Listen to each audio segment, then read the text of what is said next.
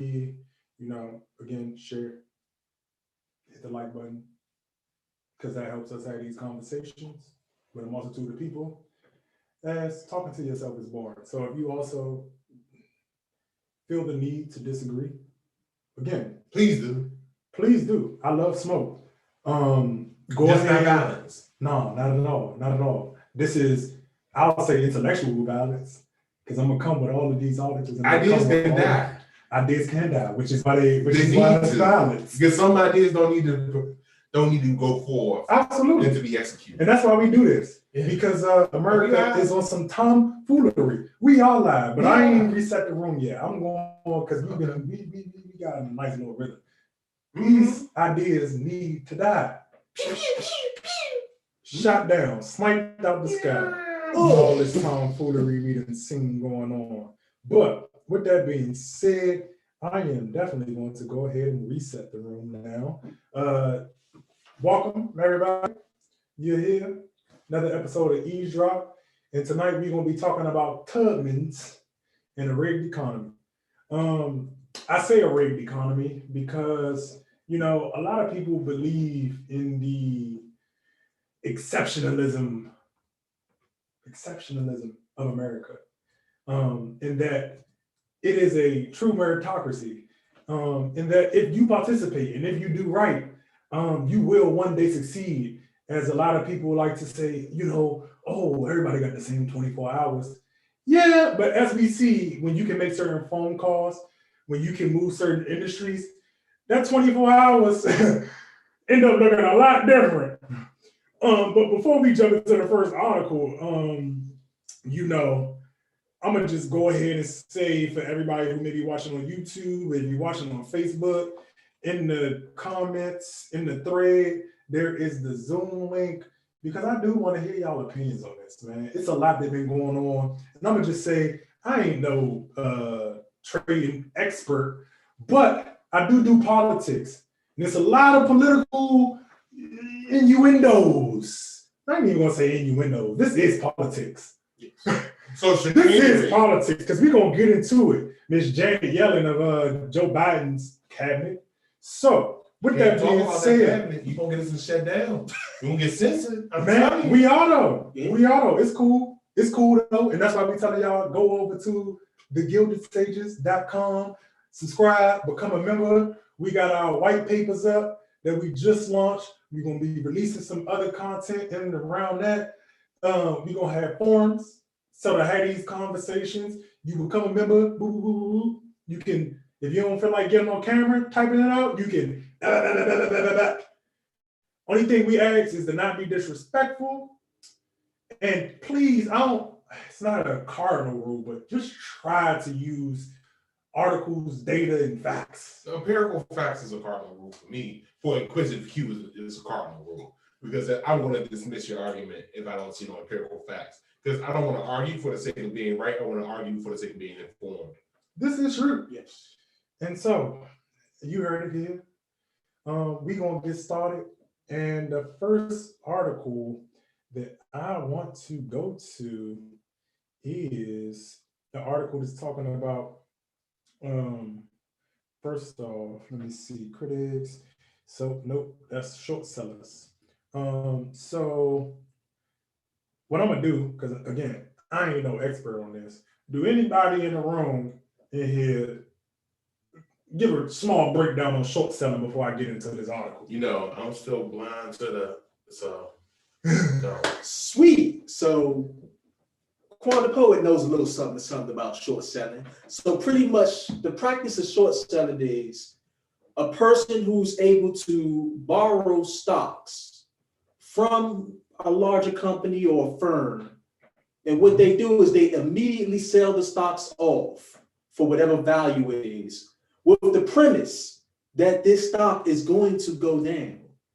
Once the stock goes down, they then buy the stock back at the lower price, keep the profit, and return the shares back to the firm. So what you're telling me is, on a short term or short selling, is say a stock is or a company is valued at $2. I buy that Short term, no. You borrow that stock, you sell it off at $2. Okay. Once it drops to 50 cents, you buy it back and you keep the 150. But what if it goes up? I didn't lose money, correct? You lose it. Got you. Okay. So we're gonna go ahead, we're gonna get into this a little bit. Thank you for that, kind sir. You know, I'm not, you know, expert on everything. Not a lot of things. I mean, I'm only 30. I'm only 30. I know a lot, but I know enough to know I don't know everything. But I'm good at what I do. So, short sellers have lost about 19 billion on GameStop in 2021. New estimates suggest Reddit day traders have sent the stock soaring by more than 1,500% this year. 1,500%. GameStop rise has hammered hedge funds, including Melvin, .72, and D1, and we'll be talking about, you know, some of that as I get down to here. Though, hedge funds and other institutions shorting GameStop stock were sitting on losses of about 19 billion as of Friday. New data shared exclusively with Insider indicates. Figures from the data provider Ortex suggested that investors who had bet that the share price would fall had been massively squeezed, with losses topping 10 billion on Wednesday alone, when GameStop soared 135%. As we move down a little bit here, the rise has dramatically squeezed investors who were betting that the price would fall. As the price has soared, short sellers have been forced to cover their positions by buying back stock at a huge loss. The long and short of it, in hedge funds are hurting, said Eleanor Cray, a market strategist at Saxo Bank, adding that the problem from here is whether the initial bout of deleveraging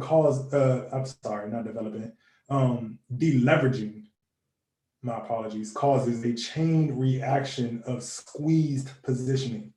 When the GameStop stock price soared on Wednesday, investors' losses on paper rose about 10.2 billion, Cortex's data showed. But as the price tumbled on Thursday, short sellers regained some ground with estimated gains of 5.95 billion. And so I'm gonna just go ahead and stop sharing the screen, insert a few more things before I pass it off to you, Q. But we all saw what happened. You know, this was an article talking about the losses on the side of the people who were participating in Robinhood, the actual day traders. And so we saw the aftermath. We saw not just GameStop stock, but AMC, GMC. Was it GE? It was. I don't think it was GMC. I know I haven't heard anything about GMC. I know they was trying it with BlackBerry. Got you, because it was BlackBerry, but it was another one. I believe it was a Nokia. Nokia was one, but it was. I felt like I wanted to say GMC, but to move on, there were a number of stocks that got halted as a result of this. What do you make of it in terms of, you know, a lot of people dibble and dabble in day trading. You know, myself, I don't necessarily participate because for me, when you look at the stock market, when you look at these companies, when you look at corporations, when you become an investor, you incentivize the profit margins. And as we see in our current moment in political climate in America, that has a cost to it, especially when people move unscrupulously and are willing to do whatever, whether that be, you know, cutting costs through, we covered here, laying off people to get contractors, or whether that be just laying off people without any, you know, subsidizing workforce. What do you make of this? And what would you have to say to people in how to navigate this? Because for me, it's just one more thing that I think people should take and realize what we're battling with and how entrenched the corruption is and how pervasive a lot of these institutions' footprint is. Well, I'm blind to the bullshit. That's why I wore these glasses. I'm blind, baby. And the reason I say that, to be all seriousness, is that there's bullshit on both sides. When you decide that you're going to trade, then you decide that you're going to read annual reports, you're going to do a TNA or technical analysis, you're going to understand what a chart really is, you're going to understand the difficulties of different industries and so forth. But on the other side of that, meaning if you want to be a professional trader, if you are a day trader, and what I mean by day trader in this moment, because there are legitimate day traders. All day, every day. But I'm talking about this social movement that has flipped the 99% for the 99% trying to attack the 1% at the 1%'s game. Meaning that people are entering the market and don't understand this intellectual snipers everywhere else waiting to shoot down your marketing strategy. So if you're going to spend your little bit of coins with Robinhood or any other trading platform, be mindful that there are people who are in the market who are well aware that the SEC is not going to protect you, or the FCC is not going to protect you. You're not going to be protected from the losses that you take if, let's say, some of the people that's holding the line that has the money decides to pull out because this moment or this protest becomes too expensive. But I think there's the third party that people are not talking about, because a lot of people don't talk about the financial structure of a lot of organizations. With GameStop, if I was an employee there, to your point, I'm pissed because a lot of people are attacking the stock because of executive compacts, like how their comp or their earnings are tied into the performance of a stock. So that's when you had a lot of corporate buybacks. There was a lot of people that were against corporate buybacks. Chris Hedges being notably one of them. I speak about him often. But when we talk about corporate buybacks, we need to talk about what's incentivizing companies to be structured the way they are. What our people are willing to do to be a part of that covenant C-suite because they want that lifestyle. And what I see with this is that people who want a certain lifestyle are attacking people who they feel are gatekeepers of that lifestyle.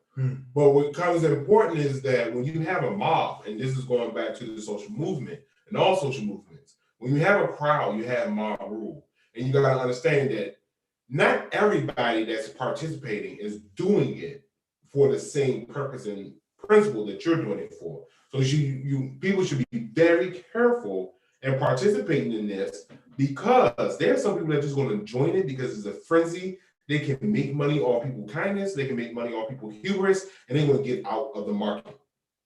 So if you think that the way that we're going to get the 1% to recognize, or get people who have ultra high wealth to recognize the impact that they have economically, socially, mentally, and emotionally on other people by playing their game, I'm here to say you don't have the resources to do so. More importantly, you don't have the behavioral pattern to do so.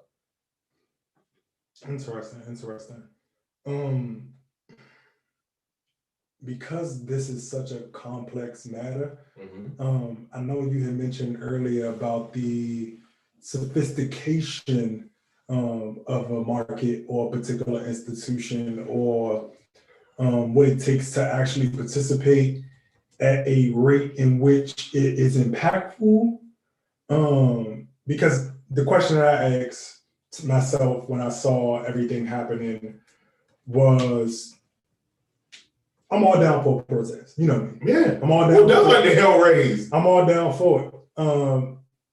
But when you, let's say everybody in this room feeds into one company and buys their stocks, and you can correct me if I'm wrong, that company then gains leverage from us, in your words, borrowing, right? We individually may make a few $1,000 to guess go on vacation, buy their headphones, some shoes, or whatever, or pay off debt, right? Mhm. Even if you're trying to be responsible. But in our current climate, because you mentioned the word intellectual snipers, Oh yeah. and you know we have political mercenaries who, Oh yeah. Well, just intellectual snipers on. who are also People think intellectual people are nice. It's like no. Why? For me, it just doesn't make sense because we'll get into a little bit, or probably right after this, is the relationships. Because you said something very important that I want to highlight.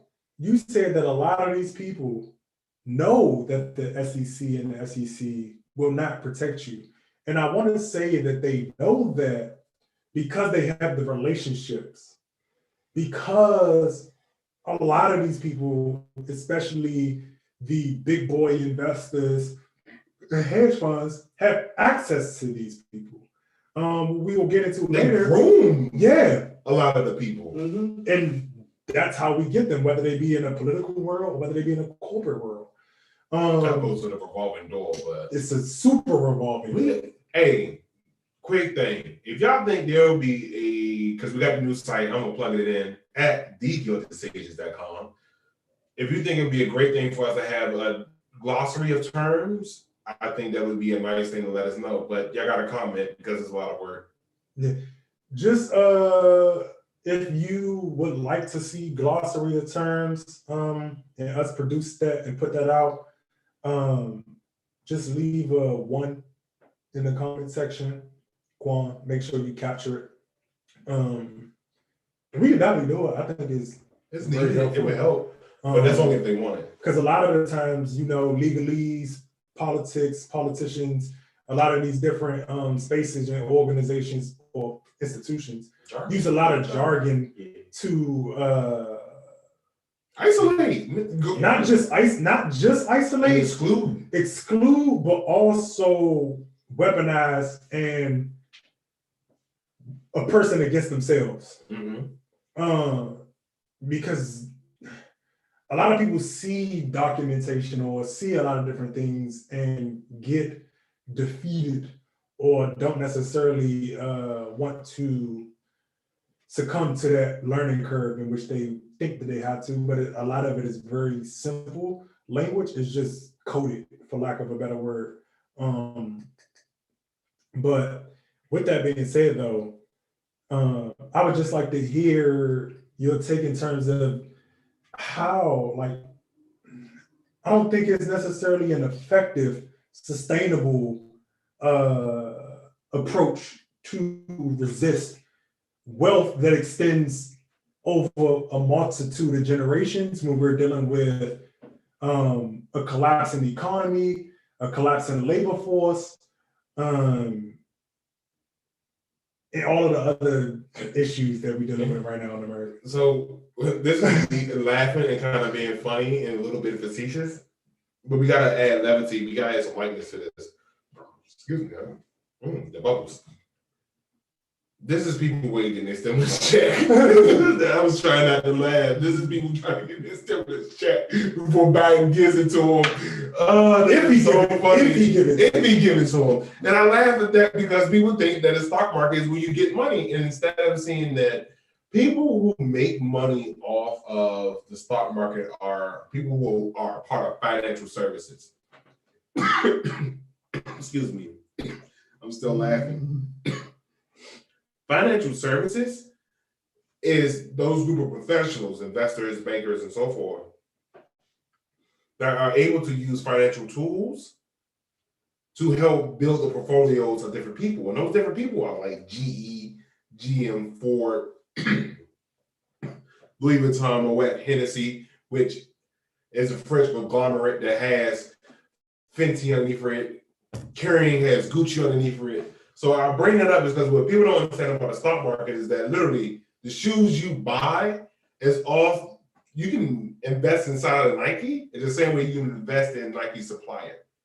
And if you don't have the sophistication to understand how these different terminologies are used, like commodities and all those different things. If you don't understand how they're being used and how product meets policy meets market, you're not even risking anything. You're purely gambling because you haven't done a due diligence. You don't know how the industry works. You don't know what they call TNA. You haven't done a technical analysis.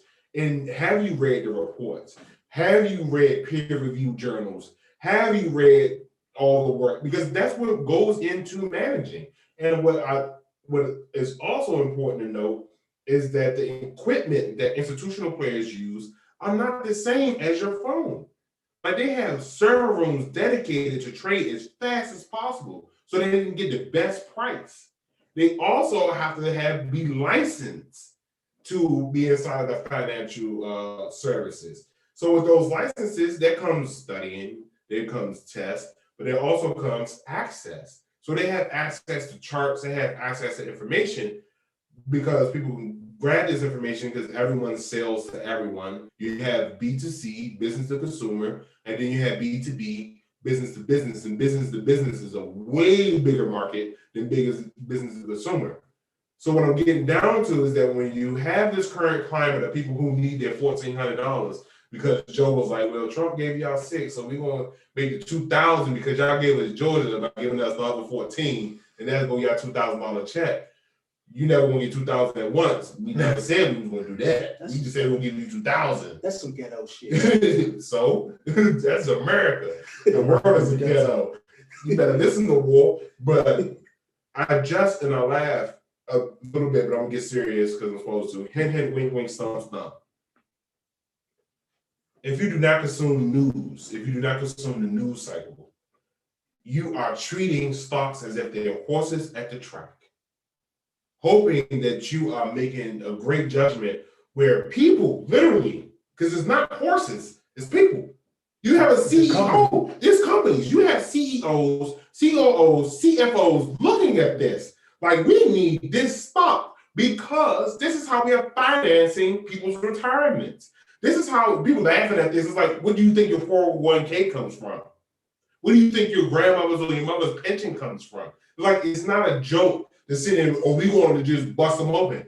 You want to bust them open on a couple of stocks. But if you go too far, then you will have these CEOs coming out like, I cannot finance the future because y'all plan too much. It's too much volatility or uncertainty in the market. So I got to lay you off because I don't know if I'm going to have money or not. Because some Riddick dickhead decided that they was going to run up the stock for no reason. Let me ask you this. Oh, yeah, you about to go ahead.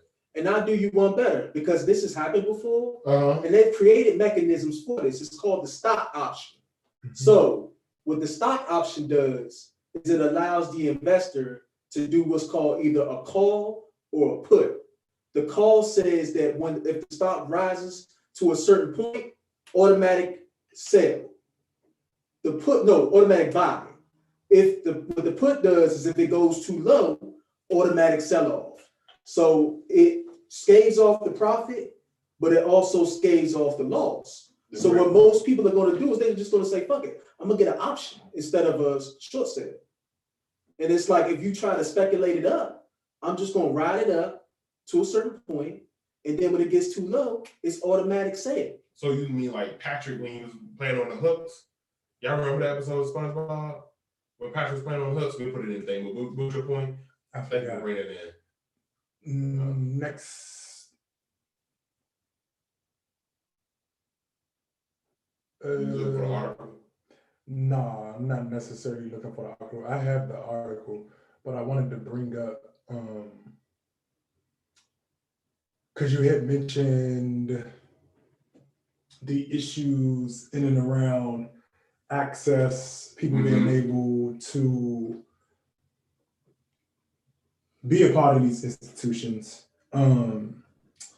But I wanted to bring up this Slate article that spoke to Janet Yellen, who's one of Biden's most recent appointees. Secretary, we're gonna get into it. I think the article goes into it. I want to say Secretary of Treasury. Okay. Which is why it's a huge issue, or why it was really brought up. I think in the first place, because a lot of people haven't been out here critiquing Biden enough, at least in my opinion. He got the Obama halo, like Obama is my halo. Absolutely. This is true. So what happens is she gives speeches, and we just gonna get into it. So, okay, a group of individual investors collaborated via Reddit message boards to drive up the price stock. We all know that part. And so what happened was they did so in part because they were aware that a number of hedge funds had shorted GameStop, essentially betting that the company's stock price would fall. Hit hard when it rose instead. One such fund, Melvin Capital, which we mentioned earlier, got an emergency backstop investment from another, which was Citadel LLC. And then on another track, there was an app called Robinhood, which carries out trades on behalf of individual investors, including those of who've been driving the surge in GameStop's price. Robinhood carries out those trades by routing them to other firms to execute in the actual relevant market. One of the firms that does that for Robinhood and in fact pays Robinhood for the privilege is Citadel Securities. Citadel Securities and Citadel LLC are both owned by the same mega billionaire. On Thursday, Robinhood limited the amount of GameStop stocks its users could trade. Some of these users immediately aired their suspicions that it had done so in order to protect Melvin Capital and thus the Citadel families of companies from which Robinhood derives major income from losing even more money. There's credible reporting to suggest that it isn't true that Robinhood suspended GameStop trading for the legitimate reason that it didn't have enough cash to handle the massive volume of transaction going on. Either way, the Securities and Exchange Commission says it's going to look into the matter. I want to go ahead and stop there because I just really wanted to bring it up to point out and illustrate how a lot of these relationships are very incestual, and like you said, it's a revolving door. We talked about earlier when COVID first started, there was the committee, I think his name was Burr, who also got called out for insider trading after he dropped this or dumped a number of stocks after attending a debriefing around the Intelligence Committee. And so with that being said, we have Janet Yellen, who is the Treasury Secretary for Biden. She then goes on is called in to advise Biden on the matter, and then we see Biden and the White House come out to make statement around them investigating the matter. And what I would just ask and like to say about that is, when people see the relationships, I asked a question on Twitter. I was just like, if we all in this room together, say I'm the politician, you the CEO exec, and you the broker, right? Or whatever. If we all moving together based on these stocks, based on the policies, you give me the speaking fees, because we have that relationship, because nobody speaks that well to receive upward of $1 million just for speaking fees. Y'all gonna protect me and protect y'all. So it's like, are y'all would y'all leave me hanging if we all clicked up in that type of relationship? In the court of public opinion, hell yeah. We already know. But that's the thing. That's funny. It moved past the court of public opinion. Because when we see the chain come down, you have to understand that heavy hitters had to make that call. Nobody just you don't see that happen, that trickle down happen with just the average Joe making a funk, no pun intended. You have to have people in high places, and a number of them, because it's not just one person, because we're talking about a market. Markets are built in and around consumer activity. And so for me to see Robinhood and other platforms just take that, not only that, but other stocks off where you can not even liquidate. You can pass it off, but you can't buy any. Yeah, but if I'm the GameStop CEO, get them to stop. I'm bleeding, bro. Like, you getting them to run this month, you getting them to run it up. This is a moment. So when this moment passed, yeah, the people who were able to make money and run away, mostly like the scammers are great at finding an opportunity that is only for the moment. Once the speculation is over, where is my company actually going to be valued?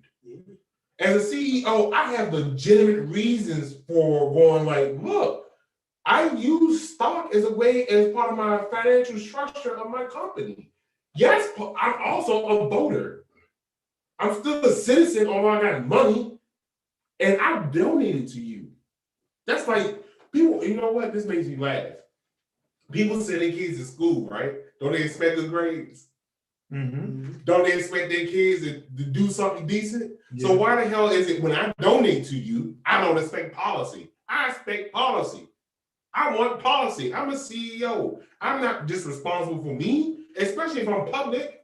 I got shareholders to deal with. I got a board to deal with. I have manufacturers to deal with. I have so many different concerns than the average person who wants to stick it to the quote unquote man, this proverbial individual, by playing with my stock.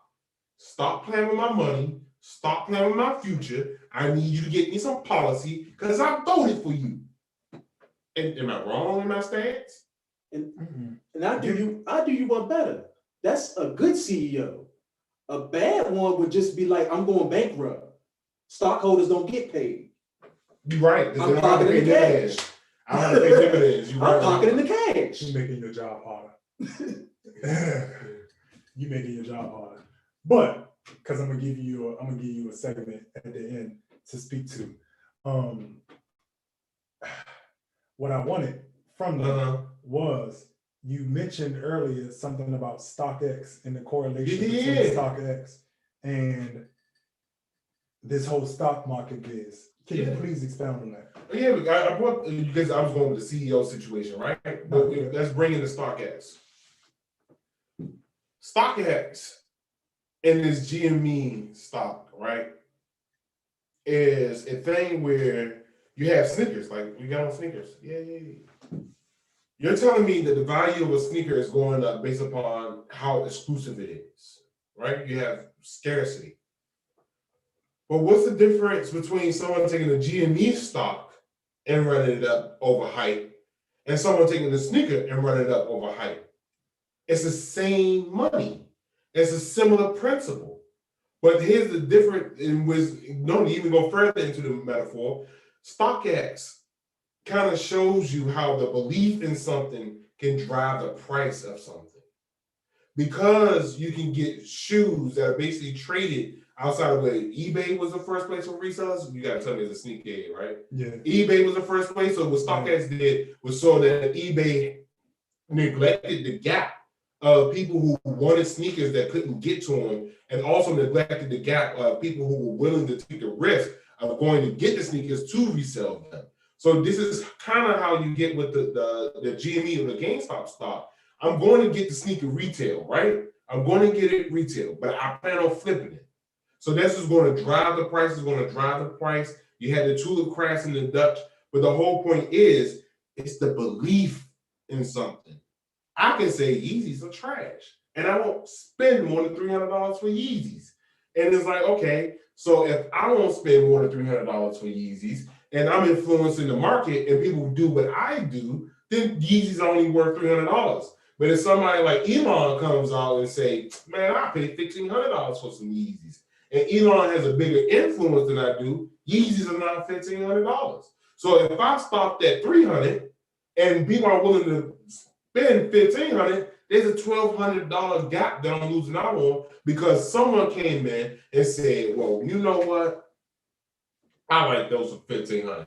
And that's the same thing with GME. What happens when Elon goes, you know what? I spent too much money on Yeezys. I don't like Yeezys no more. I'm selling all my Yeezys. Now Yeezy went for $1,500 and now they $300 like I said they were worth. But people are not doing their technical analysis to understand that, well, this stock is being treated like a sneaker. This company is being treated like a sneaker. It's all about what people are perceiving it is worth, not necessarily what it's actually worth. And if a person is an institutional investor, they have to look at it like, I'm just going to hold until it gets down to 300. But if I'm that person that came in at 900, or if I came in at 1500, expecting it to go to 16 because it has this big buzz, I lose my money.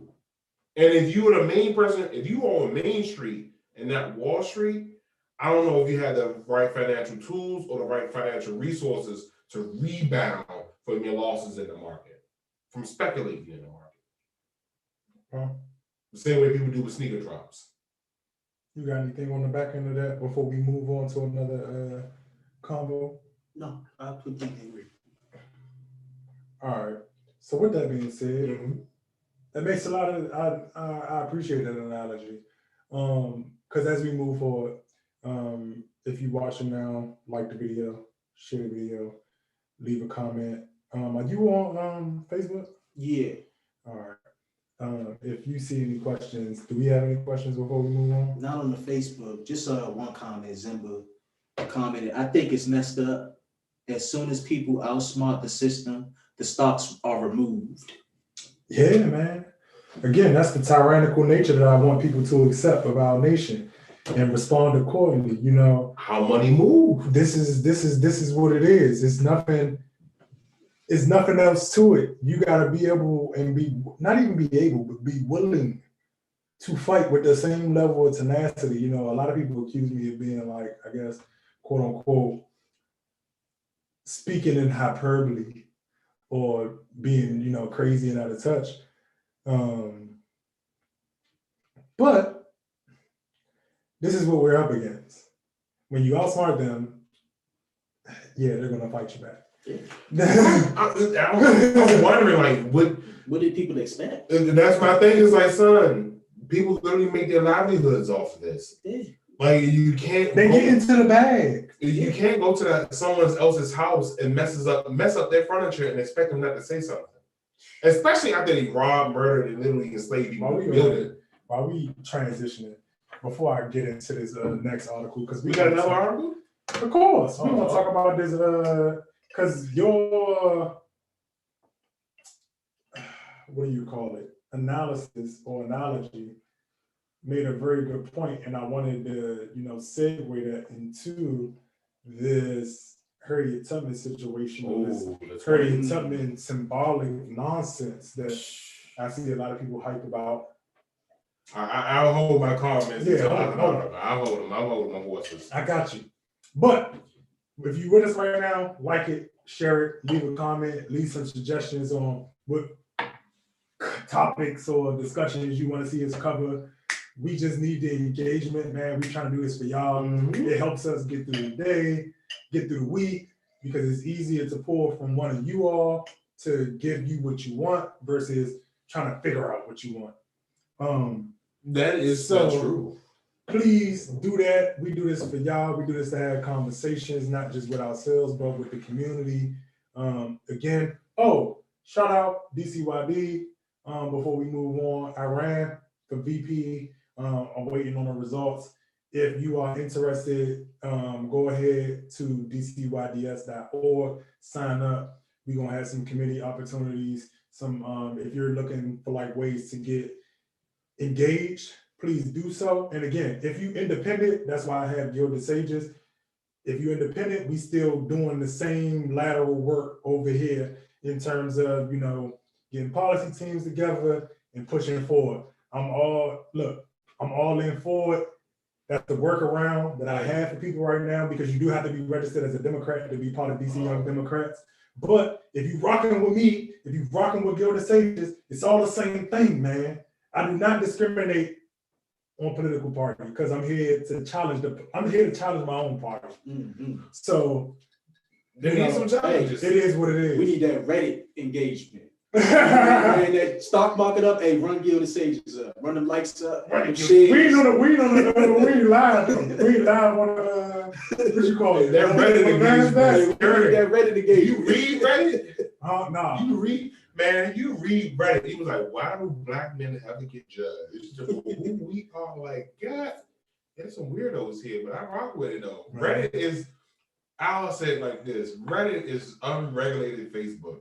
It's what Facebook is supposed to be, where people just say whatever the hell they want to. Yeah. But just before we go into the article, right? And this is offline too. Robinhood users are protected. So as we're talking about Facebook and all these other platforms, that if they start to edit people, back to Zimba's comments, if they start to edit people and remove things, then start editing people. Then they have to be an editorial platform rather than a service, meaning that they can now be sued for the things that they allow. That's what they've been circumventing. That's a framework that they use, a corporate framework that they use. People are challenging that right now. As you always talk about Chris Hedges, it's a lot of different people in that circle pushing for them to be just that, because it's gone too far. And a lot of their rules are arbitrary. But to get into the Harriet Tubman situation, I would first just start off saying, but I think it's silly. It's disrespectful. We're going to get into some other articles that say it's disrespectful too. From Time onto some others. Let's see. First, we want to start off with the Yahoo article from a young black brother. Go ahead and get into it a little quickly. Critics say plan to put Harriet Tubman on $20 bill as an insult to her legacy. We're going to jump down. This week, Biden administration announced that it will resume efforts to put the image of Harriet Tubman on the $20 bill, a move first championed by Obama administration in 2016. Biden press secretary Jim Psaki said that Monday the Treasury Department is exploring ways to speed up the process to ensure the 19th century freedom fighter is recognized. It's important our notes, our money, that the people don't know. A note is reflect the history and diversity of our country, Psaki said during a White House press briefing. Harriet Tubman's image gracing the $20 bill would certainly reflect that. Many initially praised the move put forth by the Obama era. This is Obama 2.0 under Joe Biden. Treasury Secretary Jack Lew to highlight the American abolitionists. To supporters, the idea having Tubman herself, an ex-slave, replace former President Andrew Jackson, a slave owner, is a bold rebuke to an ugly American history. Harriet Tubman did not fight for capitalism, free trade, or competitive markets. Feminista Jones, an activist, author, and advocate, wrote in an op-ed for the Washington Post in 2015. She repeatedly put herself in line of fire to free people who were treated as currency themselves. Yes, we were the currency. We were the first stock market. Mm-hmm. We were the first people traded. We was on the dollar under that ideology. I wouldn't say we were. Not in the way that I would say you're speaking to. I do not believe Tubman, who died impoverished in 1913, would accept the honor. Tubman, born in slavery around 1822, was the fourth of 9 children. We don't necessarily need to get into her bio because we're going to stick with the political portions of this. So as we move on, instead of putting a Black woman or any woman of color on a note, Jones says Black women merely want to be valued equitably in society. When it comes to representation, I'll be quite honest, I don't care much about it. Jones said representation without action, without policy change, without improvement of daily life means nothing to me. And I just want to stop with that because I thought that was the most important part. Because I think the whole thing about this putting Harriet on the $20 bill is interesting because reparations is still a taboo issue in America. No. That's too light. It's a forbidden issue in America. That you're right. Let's not lighten that gravitas. It's a forbidden issue. Because I don't want to use that word. It is an issue that causes great tension even amongst Black community. Because of what we fear the retaliation would be if we got reparations. Mm-hmm. A lot of Black people are scared what would happen if we were to get reparations by the very people in which Joe Biden wants to unify with. Exactly. Because my thing is, and unified, and I forgot who I was listening to, was like, Joe was not working across the aisle 30 years ago. It's a whole new class. And people need to understand that about Congress. But to your point, how many people use cash? We're going to get into an article about that. Let's go ahead. I got that pulled up too. You ain't saying nothing but a word. Pimpin' kid, pimpin' queen. I am a panda. I am nice. I am Black, white, and Asian. I am everyone's friend. You ain't saying nothing. I got that too. Another consequence of COVID. A world without cash. And I should have brought the bill. I forgot to bring the bill. I'm going to add the bill. If y'all look in the thread below, this is a series of links that y'all should click on. HR bill? Yeah. Revolution? Okay. So I'm gonna add it in this. It's a thread down there. They got all of the articles that we're using today. So go ahead, look at that. You can read it on your own time. Mm-hmm. We archive all of this stuff, so we can keep up. But again, you got the bill that came out of Nancy Pelosi during COVID about moving into digital currency as a means to mitigate the COVID. And then here we have this, published Friday, January 29th, 2021. Amid the coronavirus crisis, Americans are abandoning cash almost entirely in favor of tap and go transactions. Experts stated the growing trend of contactless payments is here to stay, even when the pandemic is over. Who is this from? This is from CNBC. Oh, so this is a mainstream outlet. Yeah, mainstream. Okay. Mainstream. So we're not extreme by saying that. No, they want to attack me, they got to attack the articles. I'm saying, I'm just reading what's on paper. Not wanting to touch anything. Wrong. This screen that looks like paper. Shut up. Not wanting to touch anything is having a dramatic impact on consumer habits. Amid the coronavirus crisis, Americans are abandoning cash almost entirely in favor of tap-to-go transactions. I am one of those people. I use Apple Pay. So I'm guilty. And have finally embraced contactless and digital payment methods. Again, I use Apple Pay. I'm probably in this number. I didn't take the survey, but I know I am that. I'm sorry. The sample reflects your behavior. Yeah. I'm just, hey, y'all love transparency. I'm trying to be transparent. You'll at least keep a 20 just for the haircut real quick? I got like a few dollars in my wallet, but other than that, no. Equal millennial. Fewer and fewer adults use printed or minted U.S. currency at all anymore. About 3 in 10 Americans said they make no purchases for cash in a typical week, from up a quarter in 2015, according to the Pew Research Center. The U.S. Mint has pleaded with the public to use coins again, but the opportunity to do so are few and far between. I'm not sure if y'all are keeping up, but you know we had that coin shortage. Mm-hmm. I don't know what happened to it. Is it still a shortage? Is it still not? No. It is what it is. Well, you know. But since the start of the pandemic, more retailers have moved to e-commerce, including allowing shoppers to pay online and pick up curbside, avoiding even the touch card readers, according to National Retail Federation. Overall, 67% of retailers now accept some form of no-touch payment. We've had several years worth of innovation all at once, said Ted Rossman, an industry analyst at creditcards.com. As of January, all subways and buses in New York City enabled riders to tap a contactless bank card or their mobile wallet at turnstiles.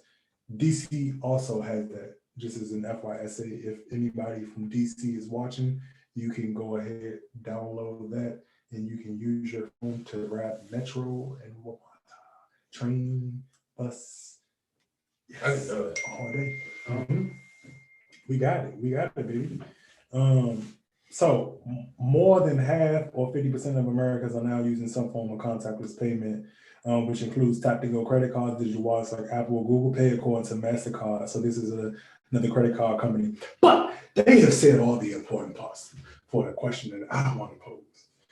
So you got a lot of Black people that's happy about this quote-unquote symbolic gesture to put Harriet Tubman on a dollar bill. As we know, the dollar bill is a very volatile commodity right now, since we're talking about stocks and volatility and all of those things in the markets and the economy. As we know, the Federal Reserve has been holding up America throughout this whole ordeal, infusing trillions of dollars into the economy through quantitative easing. Again, that just simply means that because there is not enough economic activity to actually generate and increase the GDP, the Federal Reserve has to come in and be a safety net, like socialism. Like, we're going to help you in a way where your economy doesn't collapse on itself, because the reality is, without a lot of credit, most people don't even have money to buy the goods and services that are being provided. More than 8 million extra people dropped into abject poverty, and that's not even counting the people already in poverty. But with that all being said, Harriet on the 20 does what? And what we're going to get into later, because I do have another article that talks about how the whole Harriet thing is being co-opted, because it wasn't about Black people initially. And the reason why I said resumed 3 times when I read that was because Obama initially did it for women's suffrage. It wasn't any intention to acknowledge slavery or the plight of African Americans, as you say, the forbidden conversation, the forbidden atrocity.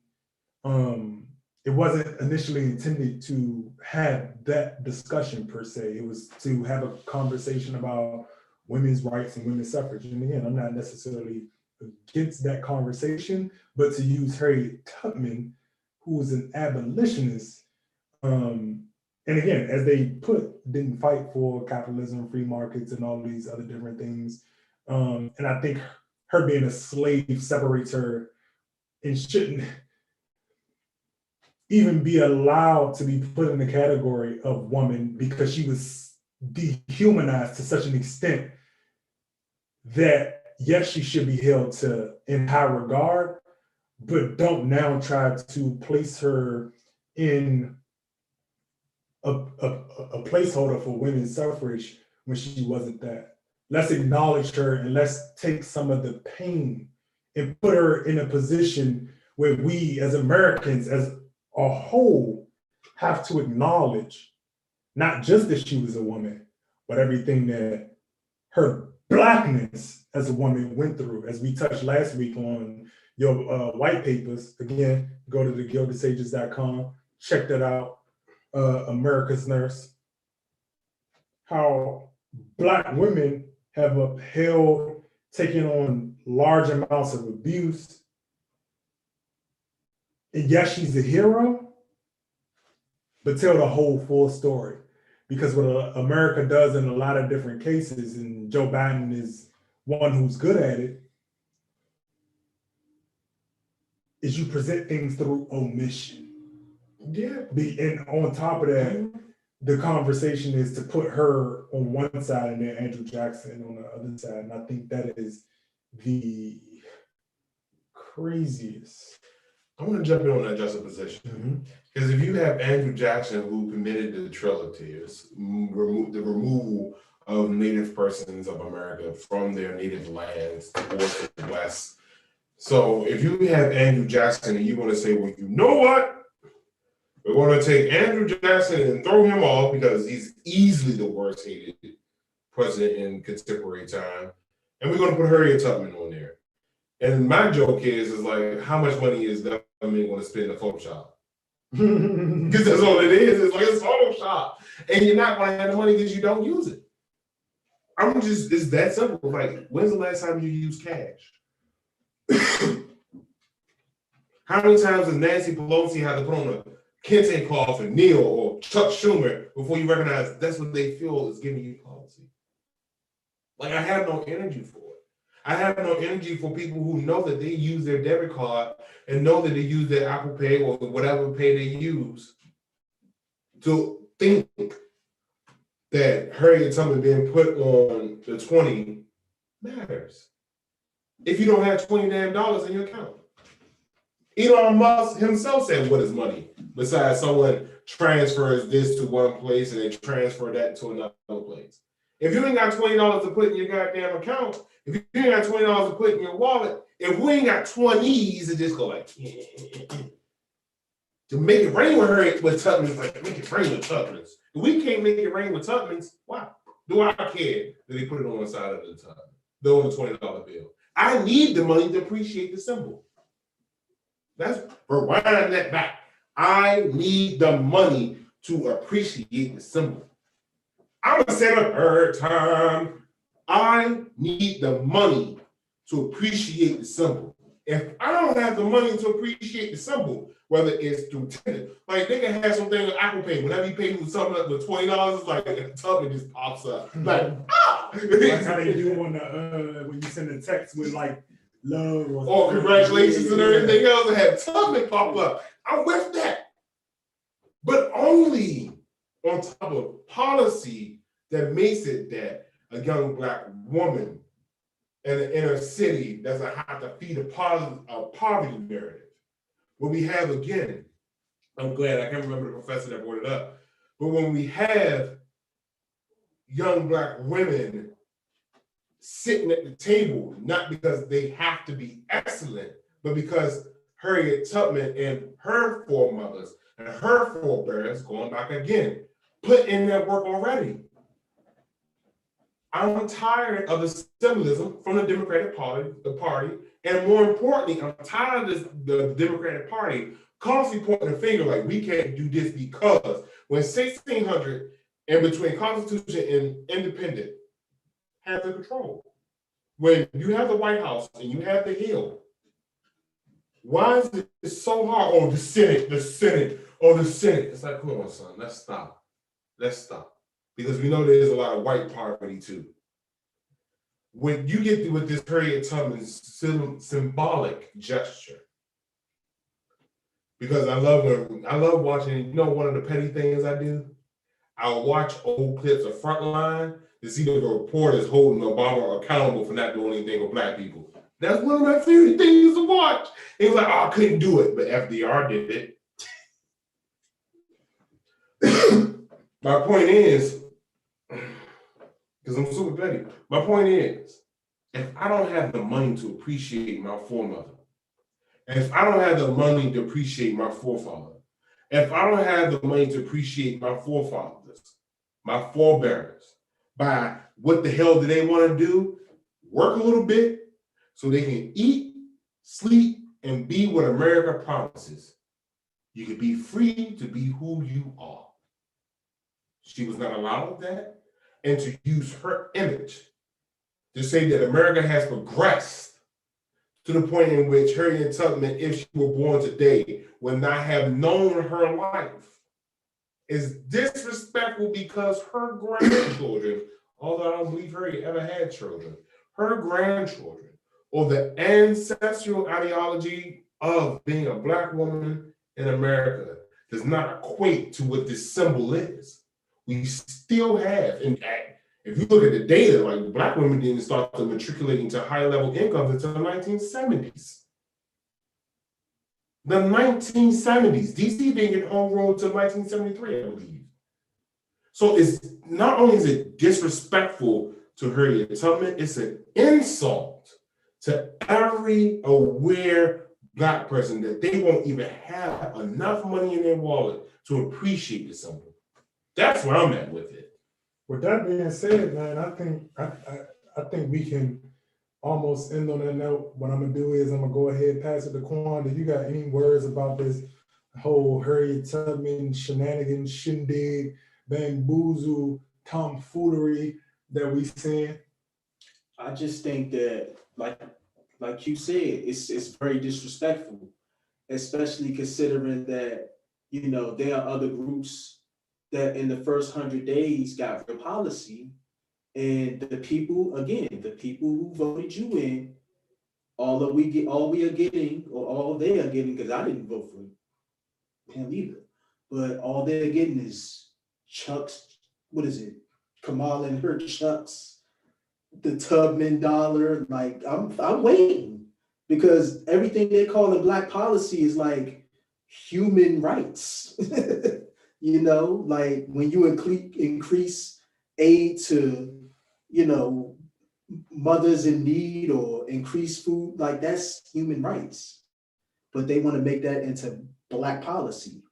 And I'm just waiting. I want to see what the people who voted are really going to get. Because so far, if we keep it score, we got Kamala with Chuck Taylors, and we got Harriet Tubman on a $20 bill. I thought it was Kamala with Tim's, but That was on the campaign trail. she said Chuck's and Tim's? Yeah. Ooh, that's policy. That's all camera right there. That was all camera energy. That's funny. It's all disgusting. But man, look, if y'all watching, y'all still with us, go ahead, like that video, share the video, comment. I don't see any call-ins. If you do, I'll give you maybe like, if you want to call in, go ahead, call in using the Zoom link in that thread. I guess I'll give it like 2 minutes for people who want to do that. But yeah, man. I do got an interesting comment though. Zibba commented, it makes me wonder if these acts of symbolism are being used to piss off racists and affect race relations in America. No, they don't piss off racists, because racists are smart enough to know that it's a symbol. And they actually go like, yeah, you call me racist. That's why they know we stupid. Because they look at us and be like, y'all don't even get nothing. And y'all think y'all do. I would say, oh, okay. Oh, we got somebody? You.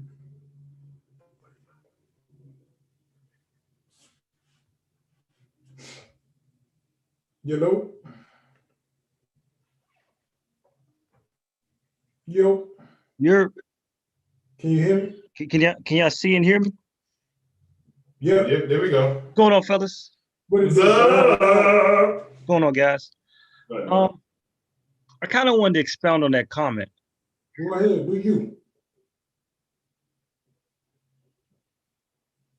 Sorry, guys. Can y'all hear me? Yeah. I was just trying to pause the video. What I meant by that was, okay, we see that the Tubman bill is symbolism, and I recently heard about John Lewis's statue being erected in Decatur, Georgia. Mm-hmm. If I'm a racist white person in America, I might be like, why the hell are they doing that for Black folks and not anything for us? Mm-hmm. And you know, it's a random thought, but I'm just like, is that kind of trying to affect things? It's just a random thought, but that crossed my mind. I would agree in to some extent, and because it's the same thing in which we said about reparations. A lot of, even again, Black people fear reparations not because we don't think we deserve it. Some of us just are afraid of the retaliation that may come, or that we perceive that may come from what we know as white America, or that other side of America that nobody wants to acknowledge that's there and that we continue to unify with. So I think in some ways you are correct in that it is a device used to pit one against the other. It's the same thing when you look at Biden's executive orders as it relates to immigration. That in itself, again, as I was having a discussion with a colleague, is not that I'm against immigration itself, But when you understand America and how America weaponizes it, you have to then ask yourself, do I want to be a part and a participant of being weaponized against not just us as African Americans, because yes, it is, but it also devalues the whole labor market as a result of, again, America understands that it destabilizes other nations. And again, when you look at the data and you look at where we pick our immigrants from, a lot of those immigrants are picked from nations that America has some type of political coup in or some type of financial hand in. And so, yes, they do, which is why I told people in some ways I did feel like Trump was their lesser evil, because people could hone in on one particular enemy. But the problem that happened is that we honed in on one person and not one ideology. Because even when you look at the insurrection and all of the different things that happened, we made it about Trump and not about a particular group of people. Because with or without Trump, again, Trump is gone. Joe Biden is extending the olive branch to those same people. He's just as complicit within it. And so, but what he understands is that I'll say Democrats understand is that when you give to one particular group, you create resentment on the other side of that. And with that, allows me not only just plausible deniability, but I will let you all bicker amongst yourselves while I don't do anything. So yes, in a lot of ways, you're right about that being used as a mechanism of weaponization. A lot of these things are weaponized, but I would say also on the back end of that is that a lot of white people and a lot of people in general, whether they be POC or white, because POCs are off whites, they look at the reason why African Americans are looked at in the way that we are, and not being politically astute and not having a communal framework, is because we continue to take slops. It's because we continue to accept nonsense, tomfoolery, and everybody watches it and sees it. Everybody in their right mind, as Q was talking about earlier, especially the global community, knows y'all niggas ain't getting nothing. No. You getting what? A person on the back of a bill, and your wealth is scheduled to hit zero by 2053, and now even sooner due to COVID? What good, like you said, Q? I ain't got the money. What good is it if I ain't got the money? I can't even look at Harriet Tubman. I can't even appreciate it. And on top of that, it's also double disrespect because you still have the same capitalistic forces and the same people who sit at the helm. Because when a lot of it's not discussed enough. We talk about a lot of these people who have when they say that these families who have, again, been paid out, not only for slaves, because these were quote unquote traders. They were paid out for that, and then they were given dividends. And on top of that, in the same fashion that we look at today, they have the olive branch extended to them with political capital to quote unquote not do it again. Like, look, we need this on the hush hush. We don't need y'all acting the fool. Please calm down, stand down. Like, the ball rolling, but we need y'all to stand down. We quoting, stand down, stand back. Whole 45. That's a word. Stand down. But no, it is a divide and conquer, and then it's also on the other side, just more fuel to let people know that Black people dumb because we getting hype about it. Like, it's put on Front Street that, yeah, these niggas dumb. Like, it is, but thank you, Zimmer, because man, you have been a supporter for a long time. CA to use your actual name. But, and again, because you're going through your own journey with things going back in Ethiopia, the Tigray thing. You understand how government can silence a population. Yeah. And I wanted to bring that in, one, because I want to represent that, again, it's not just for us. And we're not the only ones. We want people who are going through things to know that this is a space that you can come to let your problems and your political issue also be known, because that's how we collaborate, we cooperate, and we solidify a whole thing about people should not be treated this way. So with poverty comes the mental scars and the physical scars. And what happens with a lot of people don't recognize is that when we talk about white races, people make it the white race is poor. And it's like the white race isn't always poor. Sometimes the white race is liberal in the head of a nonprofit or in the head of a nonprofit. So or an elected official. So when you ask about the racism or a racist response, my head just goes into these multitude of possibilities, like which races are we talking about? Because there's a whole lot of them. And I'm here to say not all races have white faces. Absolutely. You know, and I kind of want to tweak the comment where I don't think it's solely because they're trying to exacerbate race relations. Of course, I think they're trying to see what can appease the Black population by doing certain things, like when Kamala wore the Chucks or the Timbs, and with the dollar bill. Of course, it's a way to say, hey, you got representation, but I think also it seems like a maybe could I actually think it's the exacerbation of the tension. Really? Because I think what we've seen in the past year, in terms of the insurrection, in terms of the whole Boogaloo Boys, the Proud Boys, the Antifa, the Black Lives Matter, the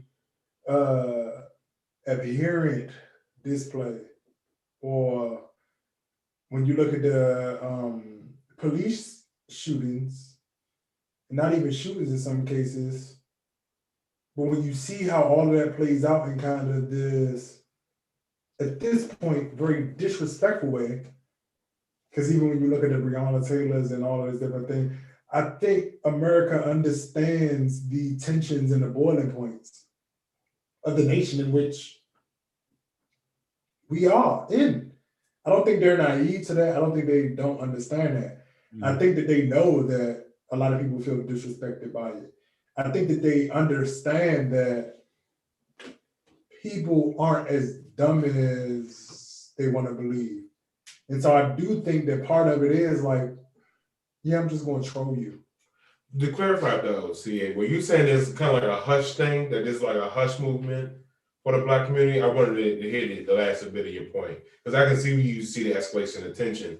I'm trying to see where CA was going with the thing about appeasing the Black community, but not necessarily helping, if I'm reading correctly. I think pretty much, Quinn, I think it's just them having Harriet Tubman on the $20 bill. They're aware that they're not doing anything concrete to help the Black community, but it's just, hey, look, we got one of your famous heroes on the dollar bill. Love us now. This is the Democratic Party saying. Got you. That's pretty much it. Nothing more than that, really. And the exacerbation between race relations too. But I can see that. I can agree to that. I can see both. But I can definitely agree, like, hey, we put one of your famous people here, so love us, vote again, because the GOP on the racist relations. Like, yeah, because some of it, I think a lot of it is due to laziness.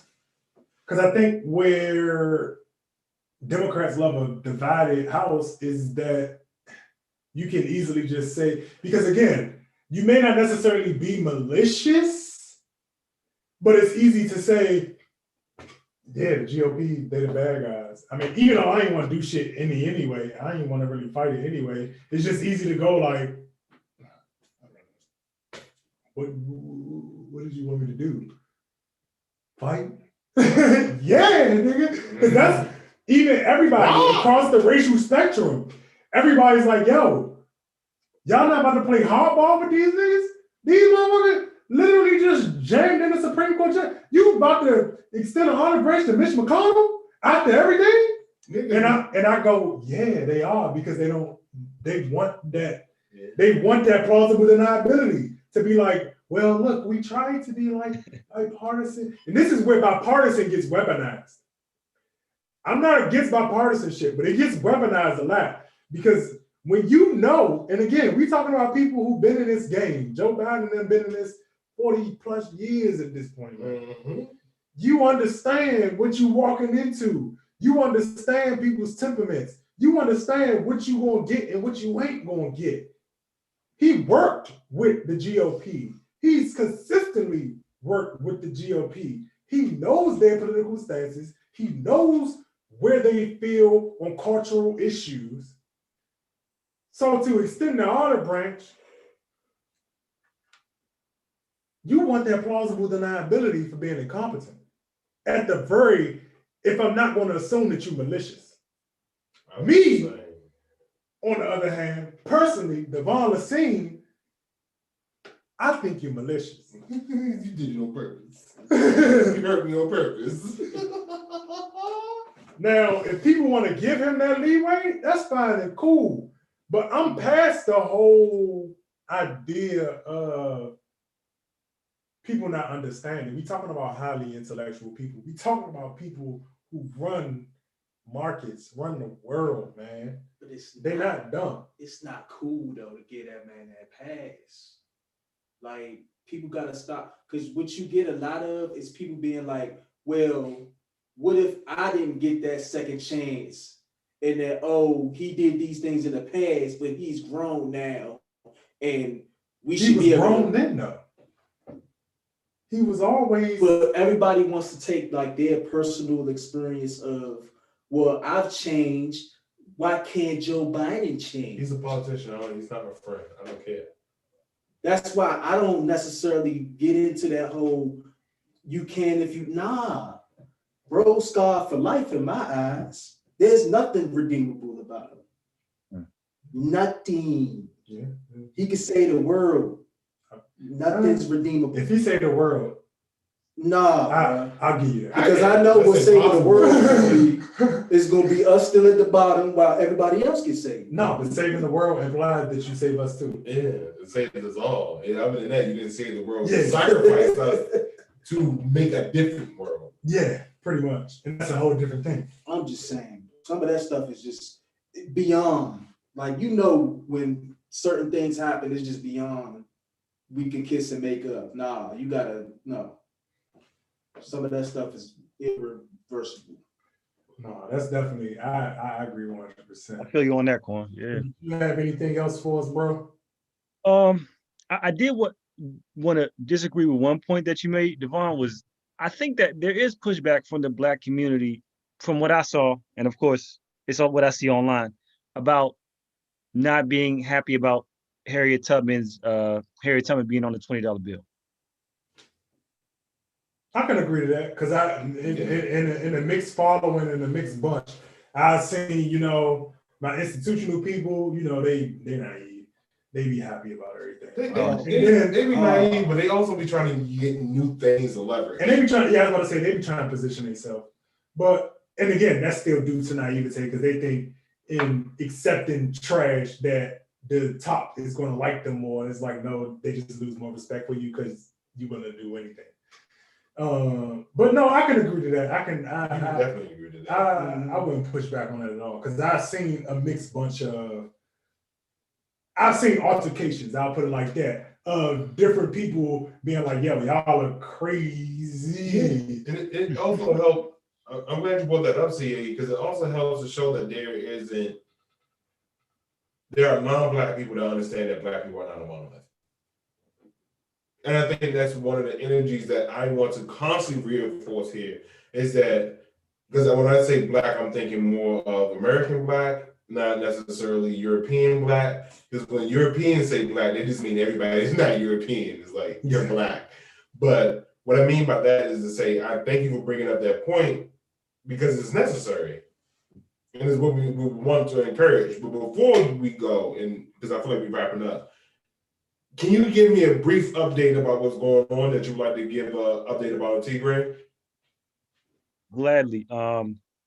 First of all, I would appreciate y'all for any like kind comments or anything that y'all said that was encouraging. I truly appreciate it.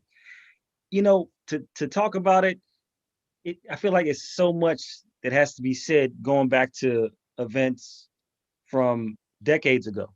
But to sum up what's going on, unfortunately, there's this conflict between the regional government of Tigray versus the federal government, as well as Eritrea teaming up with the federal government. And regardless of the issues they have, it's unfortunate to see civilians being hurt. And outside of the political stuff, it's a humanitarian thing. And I hate to try to put people in a position where they have to like, well, I'm never trying to sway somebody to have a political decision, but I do want to. I just raise awareness about the humanitarian crisis. So I'm posting pretty much daily on my social media, and I appreciate you guys for even just letting me speak about it. And I'll just keep posting online. Yeah, go ahead. Just give some action items that you want to go ahead and see before we finish out. You know that you would like to see people do. And we can close out on that. I think that's very pivotal. So, you know, with the issues and, you know, secret and everything like that, what would you like to see people do? If there's any like resources or any website that may be helpful to people to go to and, you know, help out in any type of way, go ahead, shoot your shot. Thank you. I really appreciate it, guys. There's two websites. It's one called Omna Tigray, spelled OMNATIGRAY.com. I got to double check that. And also istandwithtigray.com. Once again, this is pushing the humanitarian thing, not telling people to you know, be involved with the political part of it. But these two websites are two good websites that give everything you need to know about the situation. Gotcha. Yeah, and I'll try to post it in the comments. That helps. Thank you, man. We appreciate you for always showing love. Appreciate y'all as well. We're gonna be back next week. We got some other things coming, you know. Check out the new website, give feedback. You know, you got my number. You could put it on the website, whichever one is easier. But definitely much love, definitely appreciate you. We're gonna get this up, we're gonna get this popping. Leave that in the comment in the thread so that we can go ahead and, you know, share that and help you out. As an ally with that. So, man, much love. Be safe. Enjoy the rest of the evening.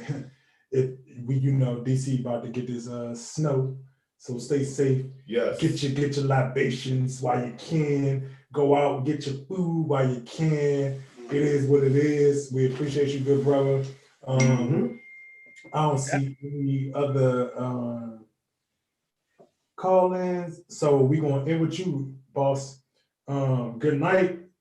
We gonna adjourn. If y'all still watching, share the video, like the video, comment, and again, leave any suggestions that you would like to see in terms of our discussions. Again, it's easier to give y'all what you want from y'all voice versus me coming out of my head, you know, talking about politics. I'm just gonna talk about probably the most boring thing and try to liven it up.